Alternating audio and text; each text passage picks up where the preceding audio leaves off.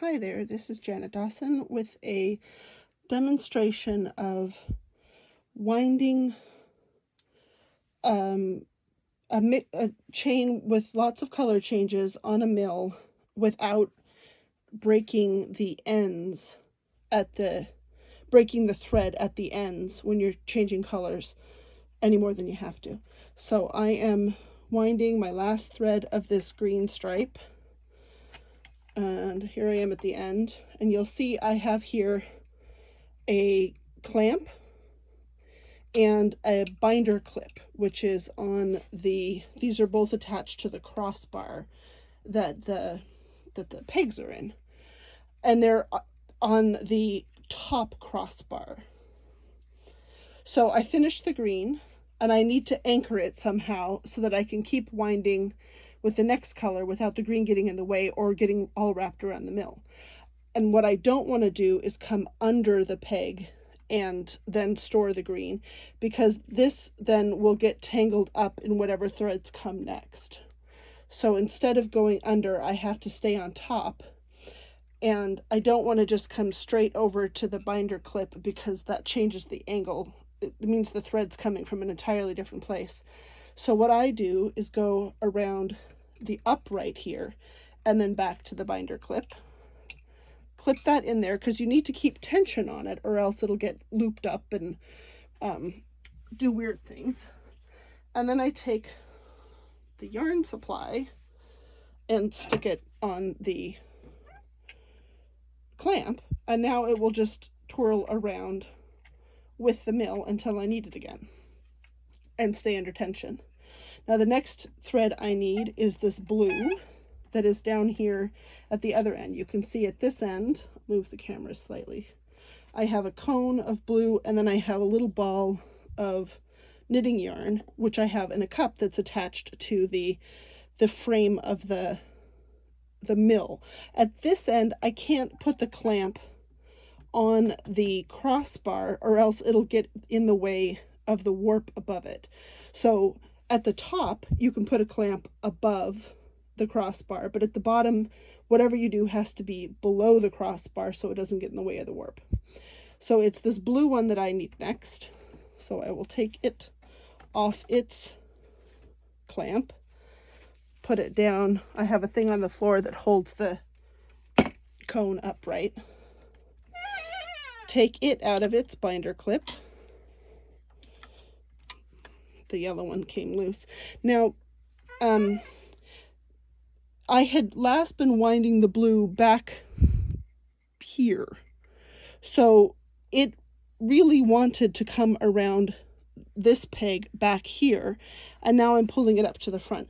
That is not going to matter because this is where these threads will be cut, and so the thread arriving at the peg can come straight where it belongs, and then once it's loose, the thread leaving the peg can rearrange itself to where it needs to be.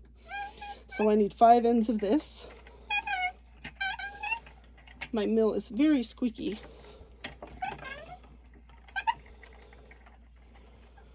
2.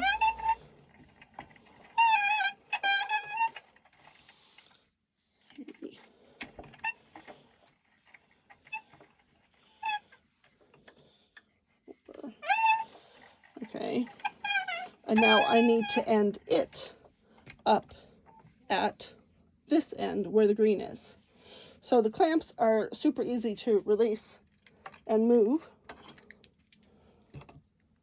So I'll do that. Because I like to get the threads, well, actually, I won't do that. What I'm going to do first is get the thread in the binder clip first, because that's what's going to hold the tension. I don't want to lose the tension. There, now I can do whatever I want. I can take the green off, I can move the blue up. I don't always move these around. In fact, I'm not going to after all this time, but I could have done. Put it back where I had it on the other side. And now I want to get the green loose from here. So make sure the blue is in there under tension. Now the green is free. Oops. put it down on the thing on the floor. Put the blue up on the clamp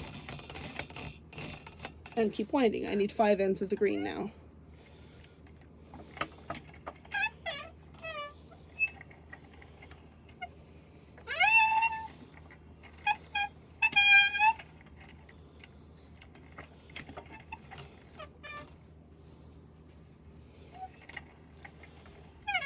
Three,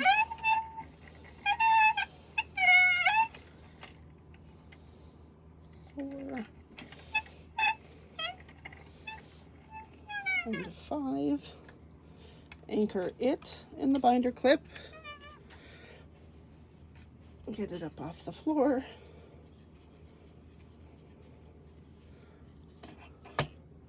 Take my little yellow ball out of the cup. Put it on the floor. There's another cup down there. And then get the yellow free from the binder clip.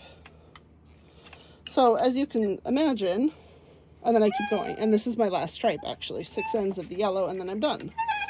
Which means I'm gonna need to tie this blue off on this end. I could do that now. Or I could, yeah, I mean, if I'd been paying attention and realized that it was my last stripe of blue, I would have just tied it off at the time. But, you know, let's pretend that it's not my last stripe of blue. And I just do my yellow. And then, you know, I'd switch to the green or the blue as I need.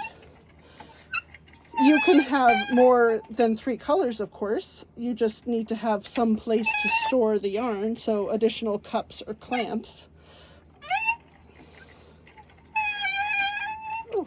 And some oil for your warping mill so it doesn't make that terrible sound would not be a bad idea either. I think that's 6. Yep. All right, so that's the end of my chain. All right, I hope that helps. Happy weaving.